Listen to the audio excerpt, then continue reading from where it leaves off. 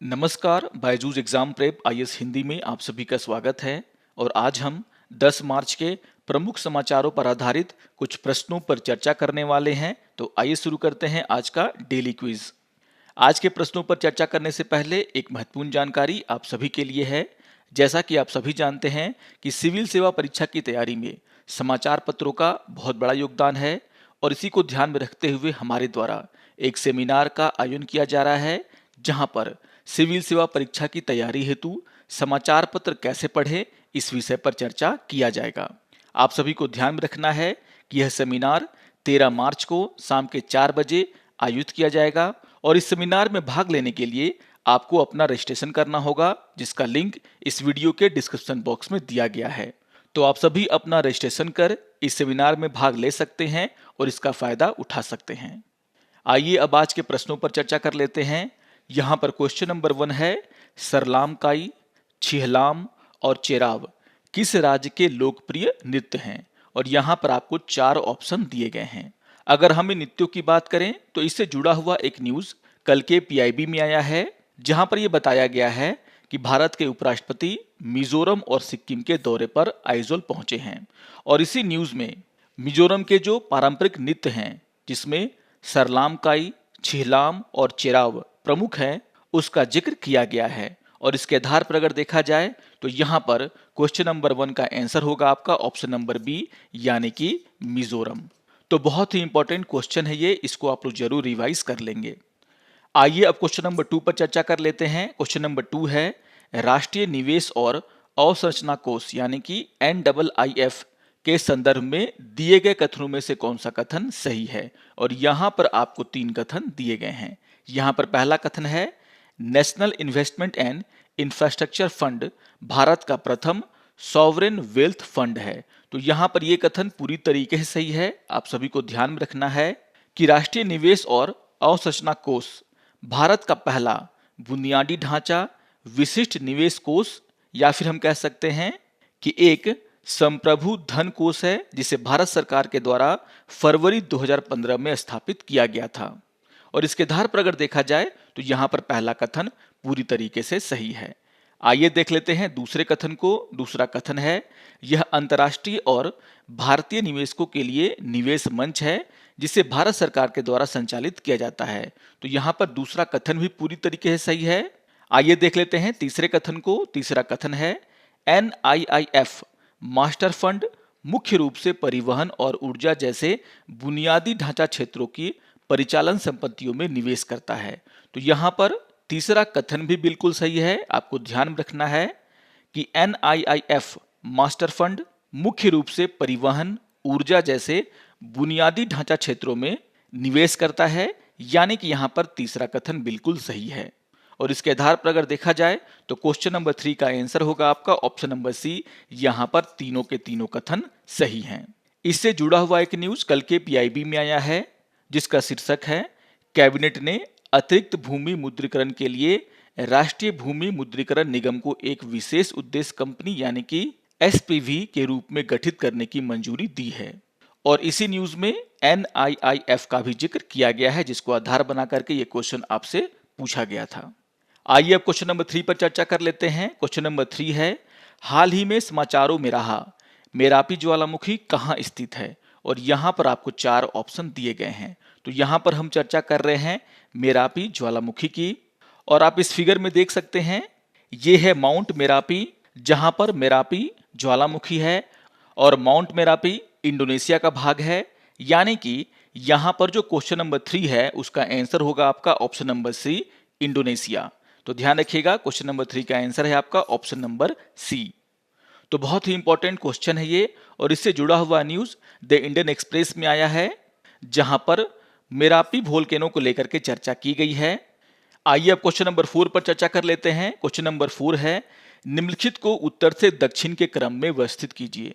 और यहां पर आपको 3 पॉइंट दिए गए हैं। पहला पॉइंट है पेंगोंग सो झील, दूसरा है गलवान घाटी, और तीसरा है गोगरा हॉट स्प्रिंग। इसे अगर हम फिगर में देखें तो यहां पर जो सबसे पहला पॉइंट है यानी कि पेंगोंग सो झील, उसे आप देख सकते हैं इस फिगर में। ये रहा पेंगोंग सो झील, यानी कि हम इसे पहला नंबर दे देते हैं। जो दूसरा पॉइंट है वहां पे चर्चा हो रही है गलवान घाटी की, और अगर हम इसे फिगर में देखते हैं तो ये है गलवान रिवर वैली, जिसे हम पॉइंट नंबर 2 का नाम दे देते हैं। यहां पर जो तीसरा पॉइंट है उसमें चर्चा हो रही है गोगरा हॉट स्प्रिंग की, और अगर हम इसे फिगर में देखें तो ये जो एरिया है वह गोगरा हॉट स्प्रिंग के नाम से जाना जाता है, यानी कि यह है हमारा पॉइंट नंबर 3। और अगर हम इसे उत्तर से दक्षिण के क्रम में सजाते हैं तो आप यहां पर देख सकते हैं कि सबसे पहले आएगा आपका पॉइंट नंबर 2 यानी कि गलवान रिवर वैली, उसके बाद आएगा आपका पॉइंट नंबर 3 यानी कि गोगरा हॉट स्प्रिंग, और सबसे दक्षिण में आएगा आपका पॉइंट नंबर 1 यानी कि पेंगोंग सो झील। और इसके आधार पर अगर देखा जाए तो यहां पर क्वेश्चन नंबर 4 का आंसर होगा आपका ऑप्शन नंबर ए, दूसरा, तीसरा और पहला।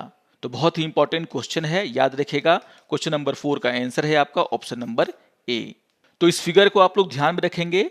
और इससे जुड़ा हुआ न्यूज आज के द हिंदू समाचार पत्र में आया है, जिसका शीर्षक है China looks for acceptable solution on LAC. और यहां पर यह बताया गया है कि चीन और भारत के बीच में मिलिट्री लेवल बातचीत होने वाली है शुक्रवार को, और इसी को ध्यान में रखते हुए यहां पर यह बताया गया है कि चाइना भी अब जो गतिरोध चला आ रहा है एलएसी पर उसको दूर करने के लिए एक ऐसे समझौता चाहता है, एक ऐसा समझौता चाहता है जो कि दोनों देशों को मंजूर हो। तो बहुत ही इंपॉर्टेंट न्यूज है, इसको आप लोग जरूर ध्यान से पढ़ेंगे। आइए अब एक प्रीवियस ईयर क्वेश्चन पे चर्चा कर लेते हैं, और यह क्वेश्चन 2020 में पूछा गया था। क्वेश्चन नंबर 5 है, यदि किसी पौधे की विशिष्ट जाति को वन्यजीव सुरक्षा अधिनियम 1972 की अनुसूची 6 में रखा गया है तो इसका क्या तात्पर्य है। और यहां पर आपको 4 ऑप्शन दिए गए हैं। तो यहां पर हम चर्चा कर रहे हैं वन्यजीव सुरक्षा अधिनियम 1972 की 6ठी अनुसूची। आपको ध्यान में रखना है कि भारत सरकार के द्वारा 1972 में भारतीय वन्यजीव संरक्षण अधिनियम पारित किया गया था, और इसका मकसद भारत में वन्य जीवों की अवैध शिकार, मांस और खाल के व्यापार पर रोक लगाना था। आगे चल करके इसे 2003 में संशोधित भी किया गया। अगर हम इस अधिनियम की बात करें तो इसमें कुल 6 अनुसूचियां हैं, और यहां पर जो क्वेश्चन है उसमें बात हो रही है 6ठी अनुसूची की। और इस 6ठी अनुसूची में उन दुर्लभ पौधे और पेड़ों का जिक्र है जिनकी खेती और रोपण पर रोक है। और अगर कोई किसान इन दुर्लभ पौधों और पेड़ों की खेती करना चाहता है तो यहाँ पर उस किसान को पहले सरकार से अनुमति लेनी होती है, तब वह जाकर के इस सूची में जिन पौधों का जिक्र है उसका खेती कर सकता है। और इसके आधार पर अगर देखा जाए तो यहाँ पर क्वेश्चन नंबर 5 का आंसर हो जाएगा आपका ऑप्शन नंबर ए, जहां पर लिखा हुआ है उस पौधे की खेती करने के लिए लाइसेंस की आवश्यकता है। तो ध्यान रखिएगा क्वेश्चन नंबर 5 का आंसर होगा आपका ऑप्शन नंबर ए। तो बहुत ही इंपॉर्टेंट नोट्स मैंने आपको यहां पर दे दिए हैं, इन सभी अनुसूचियों को आप ध्यान में रखेंगे, एग्जाम में आपसे इस पर क्वेश्चन पूछे जा सकते हैं। आइए अब आज के तथ्य के ऊपर चर्चा कर लेते हैं, और आज हम चर्चा करने वाले हैं मॉन्ट्रो कन्वेंशन को लेकर के, जिसको आधार बना करके एक न्यूज द इंडियन एक्सप्रेस में आया है, जहां पर इसको समझाने का प्रयास किया गया है। अगर हम इस कन्वेंशन की बात करें तो यह कन्वेंशन काला सागर और भूमध्य सागर के बीच रणनीतिक रूप से महत्वपूर्ण जलडमरू मध्य बॉस्फोरस और डार्डानेल्स को नियंत्रित करने वाला एक अंतर्राष्ट्रीय समझौता है, जो 20 जुलाई 1936 को स्विट्जरलैंड के मॉन्ट्रियो पैलेस में हस्ताक्षरित किया गया था। और इस संधि के अनुसार तुर्की को बॉस्फोरस और डार्डानेल्स जलडमरू मध्य दोनों पर नियंत्रण का अधिकार दिया गया है। अगर हम इसे फिगर में देखें तो यहां पर आपको समझ में आएगा, ये रहा बॉस्फोरस स्ट्रेट और ये है डार्डानेल्स स्ट्रेट, जिसे तुर्की जलडमरू मध्य या काला सागर जलडमरू मध्य के रूप से भी जाना जाता है। और ये दोनों जलडमरू मध्य एजियन सी और काला सागर को मरमारा सागर से जोड़ते हैं। यहां पर आप देख सकते हैं, ये है एजियन सी, ये है ब्लैक सी, और ये है आपका सी ऑफ मरमारा। और ये दोनों स्ट्रेट एजियन सी को और ब्लैक सी को सी ऑफ मरमारा से जोड़ते हैं, जो कि बहुत ही महत्वपूर्ण है। यह एक ऐसा मार्ग है जिसके माध्यम से काला सागर बंदरगाह भूमध्य सागरीय और उसके आगे तक पहुंच सकता है। तो इसी लिहाज से यह बहुत ही महत्वपूर्ण हो जाता है। अगर हम इस एरिया की बात करें तो यहां पर आपको ध्यान में रखना है कि इस रास्ते से होकर के रोजाना 3 मिलियन बैरल से अधिक तेल जो कि वैश्विक आपूर्ति का लगभग 3% है, जो ज्यादातर रूस, अजरबैजान, कजाकिस्तान से उत्पादित होता है, हर दिन इस जलमार्ग से होकर के गुजरता है। यह मार्ग काला सागर तट से यूरोप और बाकी दुनिया में बड़ी मात्रा में लोहा, इस्पात और कृषि उत्पादों को भी भेजता है। इसलिए यह क्षेत्र बहुत ही इंपॉर्टेंट है। ये दोनों स्टेट बहुत ही इंपॉर्टेंट है और अगर तुर्की यहाँ पर इस कन्वेंशन को लागू करता है तो वो यहाँ पर रूस के जो वॉरशिप हैं जो कि ब्लैक सी में हैं, उन्हें इस एरिया में आने से रोक सकता है, जो कि रूस के लिए परेशानी का सबब बन सकते हैं। तो बहुत ही इंपॉर्टेंट न्यूज़ है ये, इसको भी आप लोग जरूर ध्यान से पढ़ेंगे। आशा करता हूं कि आपको आज का ये डेली क्विज पसंद आया होगा। सारे क्वेश्चंस बहुत ही महत्वपूर्ण हैं, इन सभी को आप रिवाइज कर लेंगे और अगर आपको ये वीडियो अच्छा लगे तो आप जरूर इसे लाइक करें, शेयर करें और दूसरों को भी सब्सक्राइब करने के लिए प्रेरित करें। तो मिलते हैं डेली क्विज के अगले अंक में, तब तक के लिए नमस्कार और धन्यवाद।